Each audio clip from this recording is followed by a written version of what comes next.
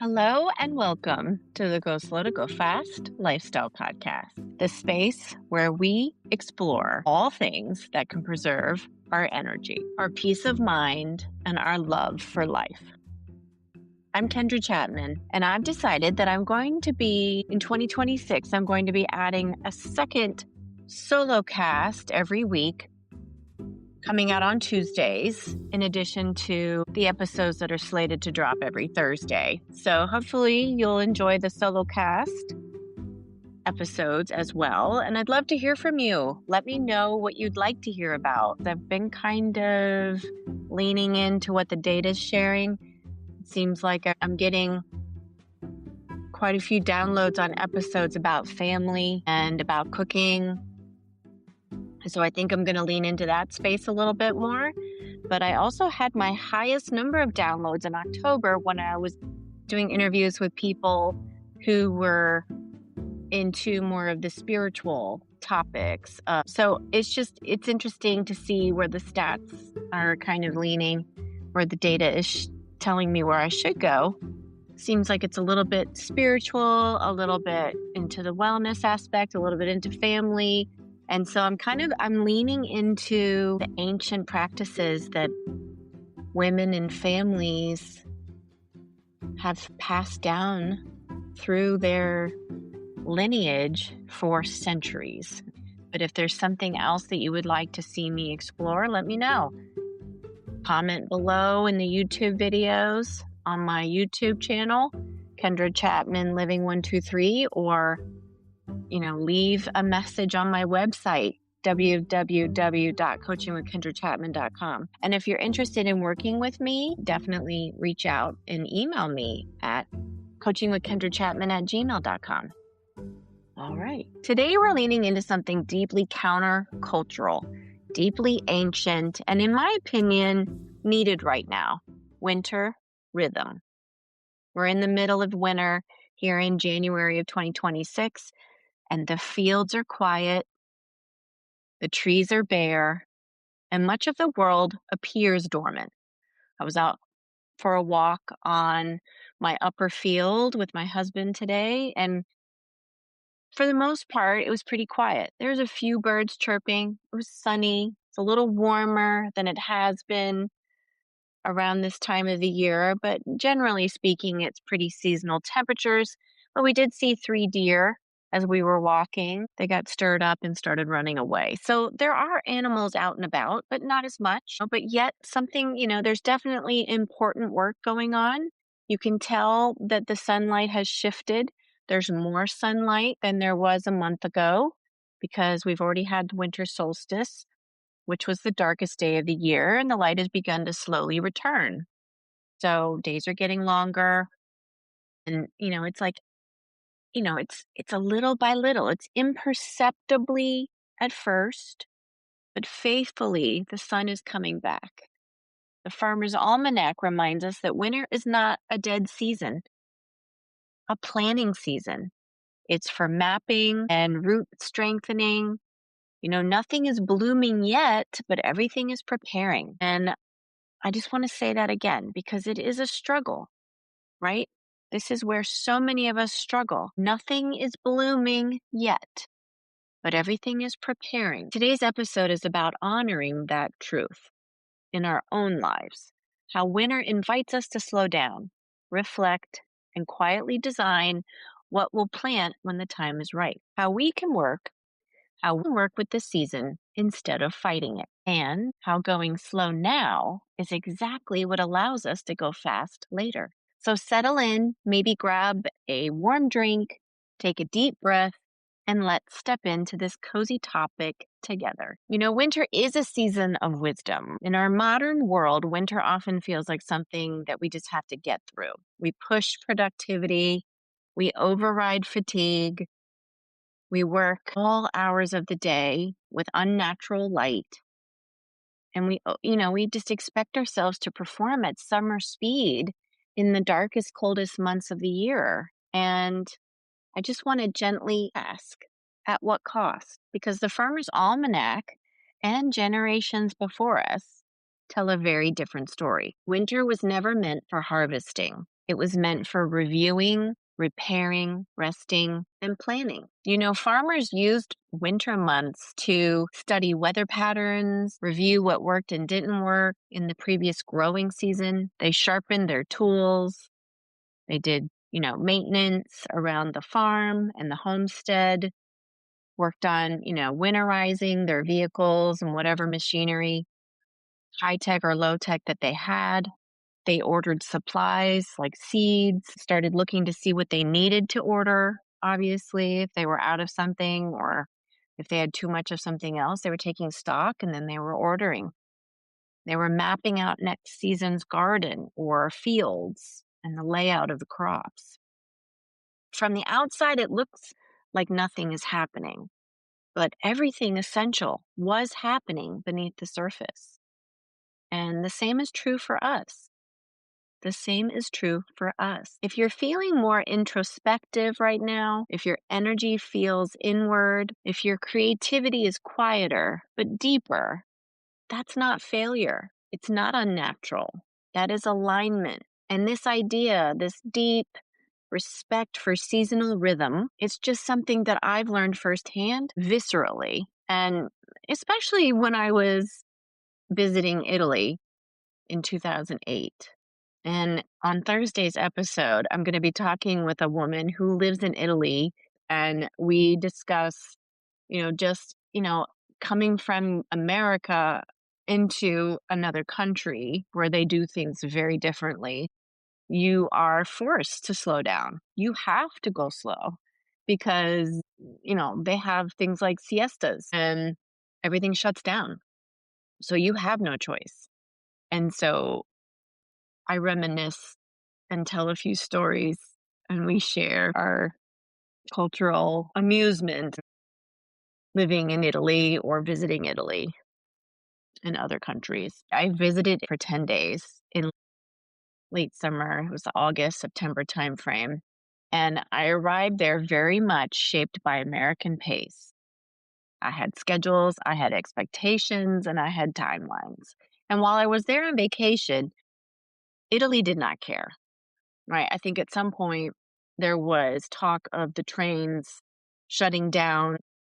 There was going to be a strike, and we just knew that we had to be really careful about where we were going so we could make sure we could go to and from where we needed to go or where we wanted to go. Our transportation, was kind of on a day-to-day plan because we didn't know what was going to happen. Shops close in the afternoon. Meals last hours and they don't care. Americans and their pace for hurry, hurry, and go is just not going to work in Italy, especially in the rural areas. Conversations aren't rushed, time feels slower, and it's intentionally that way. And at first, I did fight it. I remember thinking, why is nothing open? Why is everyone lingering? Why does it feel like the day just bends around meals instead of productivity or, on to the next thing? But over time, something softened. It only took a couple of days. And I leaned into that feeling of just noticing that Italians aren't lazy. They soak up every bit of their day, every bit of life. And it's intelligence in a different form. It's seasonal intelligence, even during late summer. They just didn't rush. It was a time for gathering, reflecting, resting, and being together. There was no guilt about that. And that's when I began to understand something that the ancients have known deeply. We are not meant to be in bloom all the time. Nature never is. So why should we be? This idea came up again so beautifully in my conversation with Tigriel, and we talk more at length about this on Thursday. So if you want to check out that conversation, definitely check out episode 5 of season 2. And she lives in Italy now in Damanhur, which is a spiritual community at the foot of the Alps. And she's been there for 14 years now, I believe. So she shares her insight into the, you know, pace of going slow and having her own struggles with that, but also celebrating that process of living by the season and the culture you're in. And while we had that discussion in August, we recorded that session actually, I think even at the end of July. We talked about seasonal shifts and rhythms and sunlight and how you would rise with the sun and go to, wind down your day with the sun. It all applies. It doesn't matter what time of year. So while we recorded that conversation in the summer, it's going to air this week in the winter. And I think it's just appropriate. It doesn't matter the time of day or the time of year, right? Because in the winter, snow is going to slow everything down. So is ice, cold temperatures, the light changes, the rhythm of the day, in the hot summer sun. You have to take your time because you don't have the energy. So in those extreme temperatures of hot and cold, your body has to take its time. And, in the mountains, you're going to quite literally have to set your pace. You have to take your time. In the part of Tuscany where I was staying, and when we went on hikes, you would see quite a few people using ski poles as walking sticks. And you need that on those higher elevations in areas where you're not really sure. You want to make sure you have your footing and you know where you're walking, and you have to take your time, or you could really become injured quickly. And so, just one example of why you need to go slow to go fast. She and I spoke about cultural norms and how you don't fight that environment. You listen to it. You dress differently, you move differently, you plan differently. And this is just where we talked about that old phrase, when in Rome, because literally, not just in Italy, but when you enter a culture or a season, you need to honor its ways. You're going to get more out of it if you honor its ways. Not only because it's respectful, but because those ways have evolved for a reason over time. Ancient cultures understood that. Our bodies follow light, our energy follows season, our creativity flows in cycles. Trying to force out constant output at any time, day or night, doesn't matter the time of year, especially in winter, is like trying to harvest in frozen ground. It doesn't work. It can exhaust us, and it does. So listen in on Thursday for our conversation to hear more. But thinking about winter time and how our body, it's not in bloom. It's really in that dormant phase. And, we dress differently, we feel differently. We like to cozy up to a fire. We like to have warm drinks. And even though planting won't begin for months, January is when gardens are born, right? They're born on paper. Gardeners and farmers, urban homesteaders, like one of my episodes in season 1, or rural homesteaders, doesn't matter. You're going to be thinking about your garden if you are going to try to grow anything. And this is the season for mapping out those beds, thinking about what you're going to grow, what you want to, and consider those companion plants, the ones that grow well together and the ones that don't. Reflecting on last year's yield. And here's where it becomes a metaphor for life. Winter is the time to ask, what do I want more of this year? What drained me last year? What deserves space in my life? And what doesn't? You don't need massive action right now. You just need intentional design. This is your inner garden plan. Thinking about the moon phases of the year is a good way to kind of guide your process. If, you have picked up a copy of the Farmer's Almanac, it places great emphasis on planting by the moon. And winter is the perfect time to reconnect with lunar rhythms. In January of 2026, we had a full moon, which was a wolf moon, or a super moon on January 3rd. And we have a powerful new moon on January 18th coming up. Traditionally, the new moon is a time for intention setting, quiet beginnings, vision, and inward focus. And this is an ideal moment to journal about what you want to grow. You can consider setting intentions if you're not a goal person at the beginning of the year. Don't have to worry about resolutions. You just might want to set intentions about what you'd like to accomplish this year without pressure, without forcing that momentum. And you know what? You might not see results right away. And that's okay. And you know what? Neither does those seedlings under the ground. They have to take their time. The moon reminds us that growth is cyclical, not linear. And now that the sun is returning more and more each day, little by little, I think it's a minute every day, the sun rises a little earlier in the morning and it sets a little later in the evening by about a minute on either side of the day until you get to that daylight savings time in the US anyway, is what we use. And so you see that slight increase every day. It's slow and it's easy to miss, but nature never rushes. And January teaches us that small increases matter. So think about, as you set your intention and whatever you're working on, that any increase is progress. Progress doesn't have to be loud. And just know that trust builds before momentum, much like this YouTube channel. If any of this resonates with you, I'd love for you to like and subscribe. My data is showing me that over 98% of the people watching these videos don't like or subscribe. They're not subscribers. So I would love for you to consider subscribing to this content. One, so you don't miss anything that comes out in the future. And two, so I can keep getting content to those who are interested in it. And also so this community can grow.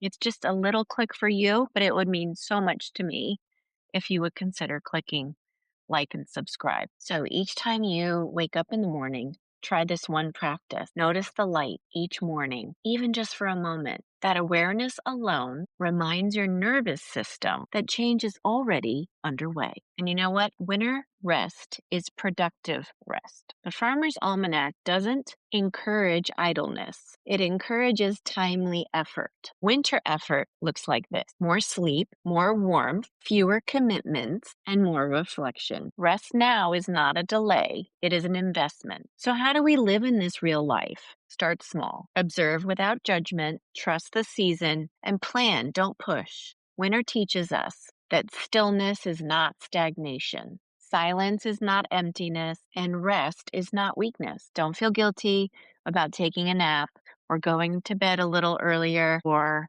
letting yourself sleep in a little bit. It's okay. As the light continues to return, may you quietly trust what's taking shape beneath the surface. This is how we go slow to go fast, not by racing the season, but by respecting it. Thank you for being here with me today. If you liked this episode, I'd love for you to share it or even subscribe. And better yet, leave a review. It helps this message reach others who are craving a little more sustainability in their everyday. And remember, honor the season you're in, trust what you're planting, and know the light in me honors the light in you. And as you head into the rest of your week, let your light shine through. Go slow to go fast, and thanks for listening.